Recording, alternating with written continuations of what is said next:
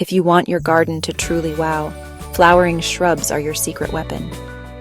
These beauties aren't just one-hit wonders like annuals, and they don't disappear underground come winter like some perennials. Instead, they're out there, season after season, turning your yard into a dazzling display of color, fragrance, and even shape. The best part? They're a lot less fussy than you might think. Once they're settled in, most flowering shrubs practically take care of themselves. And the variety? Oh, it's amazing. Hydrangeas are total showstoppers with those big, fluffy blooms in blues, pinks, and whites. Instant drama for any garden bed. Or maybe you crave something a little more classic? Lilacs are the queens of spring, filling the air with that sweet, nostalgic scent.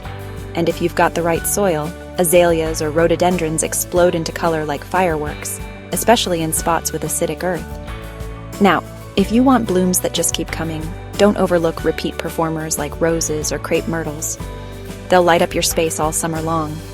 The trick is picking shrubs that love your climate, soil, and the amount of sun you've got. Give them a good spot, and all they'll need is the occasional prune and a drink of water now and then. So if you're dreaming of a garden that turns heads from spring to fall, start with flowering shrubs.